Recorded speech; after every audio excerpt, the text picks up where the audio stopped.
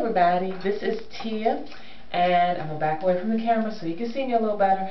I am doing a video. It's really not a book review. It's going to be about this book, but it's not a book review. Anybody who has had natural hair for any period of time is probably familiar with the book Andre Talks Hair by Andre Walker, who is Oprah Winfrey's personal hairstylist. For those who don't know, he put this book out a while ago, like at least 10 years ago, when I first, well, not at least 10, at least 7 or 8 years ago. When I first started transitioning, I bought this book. So, you know, that's been quite some while, because my hair has been fully natural for 6 years, and I started transitioning in 2002, so that's 8 years. According to this book, it was printed in 1997, so yeah, I got it. It was old by the time I got it. But anyways, I'm going to be talking about the system that he lays out in his book, as well as some issues that I have with what I've seen. I won't say issues, but some things I'm going to discuss are going to be related to hair typing that has gone beyond the scope of Andre's, and why there might be some fallacies behind the logic with it. Okay, Andre has a simple way of classifying hair in his book. He has categories and subcategories. The categories are the hair texture, and the subcategories describe the thickness, density, all that good stuff. So type 1 hair, because he uses numbers for the categories and letters for the subcategories. Type 1 hair is straight hair, hair that has no bends, curves, or coils to it. It grows out of the hair, straight down, and does nothing but hang. Type 2 hair is wavy hair. This is hair that has a slight bend to it. It's not curly, but it's not straight either. Type 3 hair is curly hair, definite S pattern with curly hair. It can be tight S's, loose S's, but it looks loopy. Type 4 hair is kinky hair. It may look like very densely packed type 3 hair, or it could look like zigzags.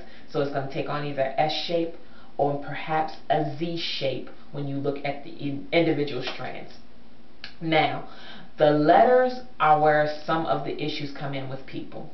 They don't like the number. Some people don't like the number system either. They want to know, why does type 4 hair have to be type 4? Why did he have to number it? And really and truly, I don't think he put a whole lot of thought into it. I think he went from 1, which is the simplest of hair types, the simplest to describe, to 4, which is much more complex, and it's just a gradated system that goes from the simplest hair type to the more complex hair type, hair that on one head of hair you might get several textures. I think he just went like that. Of course, I could be wrong, and if so, then, you know, please forgive me. If anybody knows Andre and says no, that's not why, then, you know, forgive me and put your comment down there so that I know exactly why he numbered it the way he did. But anyways, he did alphabets as well. A, B, and C were used for type 1 and 2, straight and wavy hair, and then curly and kinky hair, type 3 and 4, had just A and B. A, B, C. The C lettering is something that I've seen a lot of people on YouTube use to describe their hair in the 3 category and the 4 category, though Andre does not use C to describe 3 or 4 hair. The reason why he used the letter C for type 1 and 2 hair is because he was describing the thickness of the hair strand. Type 1C hair is coarse, straight hair. Hair that he described as being stereotypically Asian, just to give an example, coarser hair that's naturally straight. Type 2C hair is wavy, thick strand hair, hair that has a whole lot of body. Why? Because the individual strands are thick. So that's why he has 1C and 2C. He did not give 3 and 4 hair C categories. This is my theory on why he didn't. I actually have 2 variations of the theory. The first theory is that he didn't give type 3 and 4 a C lettering because that was not relevant. The thickness of the strand was not relevant to the information he has in the book. Your hair could be fine 3, it could be thick strand 3, but you would still need the same things you would as if it, were medium, or if it was any kind of 3. Any 3 would need similar things. Any type 4 hair would need similar things. So the thickness of the strand was not a huge issue. Also, when he switched from 1 and 2 to 3 and 4, when he made that break to curlier hair types, he didn't use A and B in the same way he did with 1 and 2. So if you're saying, well, he could have had a C category for 3 and he could have had a C category for 4, yeah, he probably could have, but the meaning of A and B changed. See, with 1 and 2 hair, A was fine, B was medium, 3 was coarse. With 3A and B and 4A and B, the A and B means something different. 3A is loosely curled hair. 3B is tightly or tighter curled hair. 4A is S-shaped kinks and coils, and 4B is zigzag shaped kinks and coils. So basically, you really didn't need the letter C as in a 3C or a 4C. He pretty much included that with his categorizations. Now, I'm not objecting to anybody using the description 3C or 4C on, their YouTube station. In fact, you might even hear me throw around those terms simply because it's helpful when other people are looking for people who classify themselves in a similar way.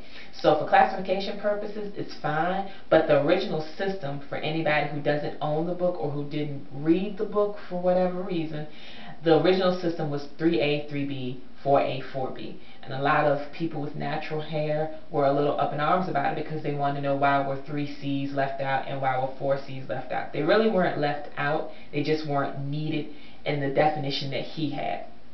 Now, when I think of a person who describes himself as a 3C, I think of a person who has a very tight 3B and doesn't quite know how to classify themselves, or a very loose 4A. This is my indicator, and I don't think I have one in here, but okay, yeah, I do actually. I would say if you're questioning whether your hair is, if you were originally calling yourself 3C and you want to know, am I really a 3B or a 4A, get a pencil.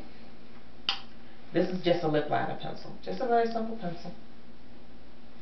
If your coils are larger than the average pencil, then you are probably a 3B. If your coils are tighter than the average pencil, you are probably a 4A. And this is just a general guide. That's how I would describe it. So if you're saying I'm a 3C, you're probably just a tightly coiled 3B or a loosely coiled 4A. But look at the pencil. Bigger curls, 3B. Tighter curls, 4A. And if your curls are exactly the diameter of a pencil, then you get to choose. So that would be my best way of putting it for those who are confused. If you've been describing your hair as 4C, just know that 4B is a kinky type. If 4C helps you describe a particular attribute about your hair and it's been assisting you with finding others with similar hair types, then by all means use it. But I use the Andre system, and I generally describe my hair as having patches of 3B, 4A, and predominantly 4B. The reason why is because that's the system he laid out, and it's pretty much covering everything that I need. So I will sometimes hear other people say 3C, 4C, and I will sometimes say 3C and 4C, but it's only for to relay the same message to make sure that we're all understanding each other with what we're describing. But yeah, I hope that helped. I might even put up a supplementary video to this if there's any other questions. If you've got any questions about the Andre system, I've had a lot of time to think about it. I've been thinking about this thing for the past, what, 6 years, 7 years or so. So it's been a long time, and I've learned a lot about my hair in the meanwhile. So I'm pretty well versed on the system itself as far as categorizing hair. Can I look at a picture and tell you what somebody's hair type is? Probably not, only because I have to see it in person. Hair looks different on film. My hair, when it's freshly washed, in person looks 4A, or even 3B, but when it dries, it goes back to 4B, and on film, it always looks 4B. So, take it with a grain of salt. But I hope this helped anybody who has questions about the Andre system. And like I said, Got any more questions, post them at the bottom. I'll answer. And please rate, comment, and subscribe. Thank you for watching. Talk to you later. Bye.